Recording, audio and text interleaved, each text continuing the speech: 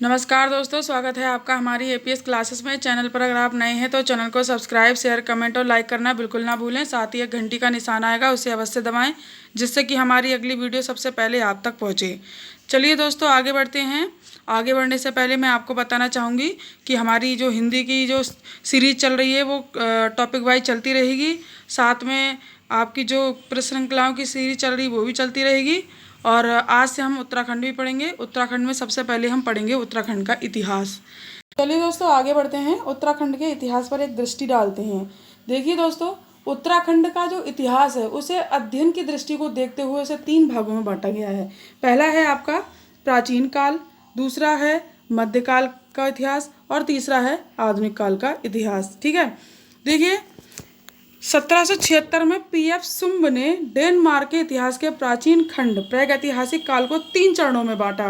कौन कौन से? पाषाण काल, कांस्य काल और लौह काल। ठीक है, इसके बाद आपका पाषाण संस्कृति को 3 भागों में बांटा गया।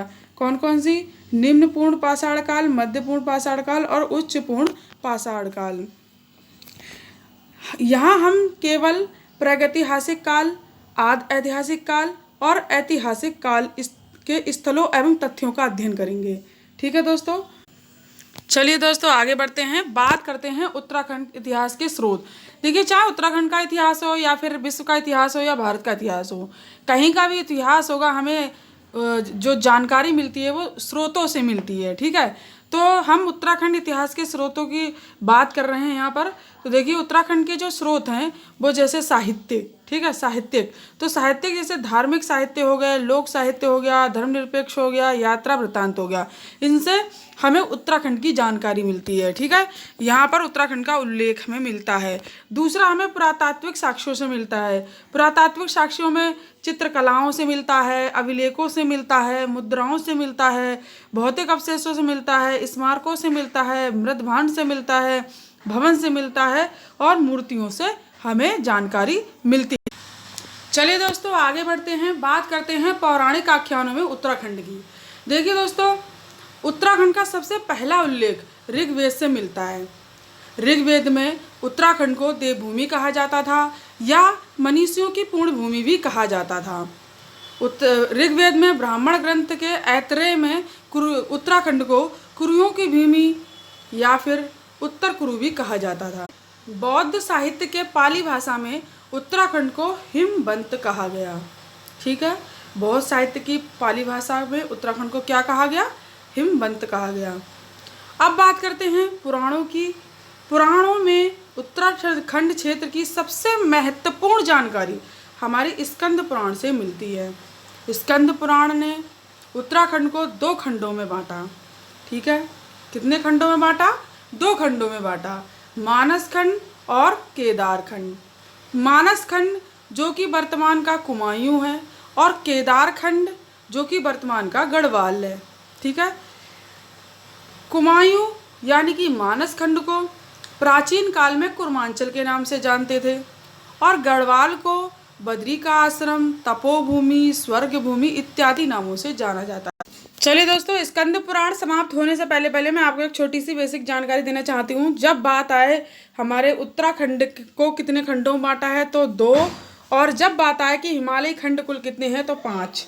ठीक है, कौन कौन से? नेपाल, जालंधर, कश्मीर और मानस खंड और केदार खंड। चलिए दोस्तों आगे बढ़ते हैं। देखिए, मार्कंडेय पुराण में हिमालय के मेरू पर्वत के दक्षिण में स्थित समुद्र के समान आकृति वाला बताया गया है। ठीक है, देखिए मार्कंडेय पुराण में क्या कहा गया है कि इसे क्या क्या बताया गया? समुद्र के समान आकृति वाला। ठीक है, समुद्र के समान आकृति वाला बताया। प्राचीन काल में 2 विद्यापीठ हुआ करते थे। एक था आपका कण्वाश्रम और दूसरा आपका था बद्रिकाश्रम। ठीक है, कण्वाश्रम वही स्थान है जहाँ शकुंतला का पुत्र भरत का जन्म हुआ था। ठीक है, जो कि मालनी नदी के निकट है। ठीक है, यहीं पर अभिज्ञान शाकुंतलम की रचना की गई थी इसी आश्रम में, जो कि कालिदास द्वारा की गई। आइए बात करते हैं महाभारत की। महाभारत में भी उत्तराखंड का उल्लेख किया गया है।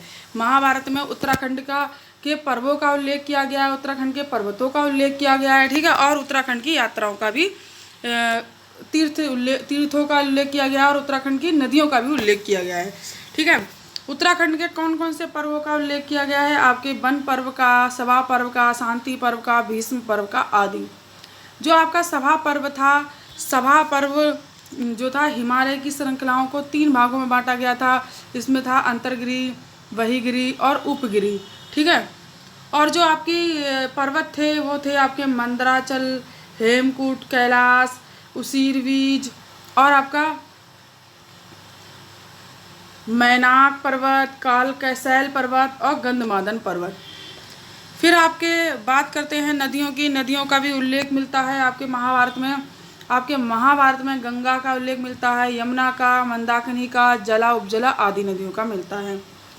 कुछ तीर्थों का भी उल्लेख मिला है महाभारत में, कनखल का, गंगाद्वार का, सक्रावर्त का, कुब्जा मक्रगा और बद्रीनाथ का।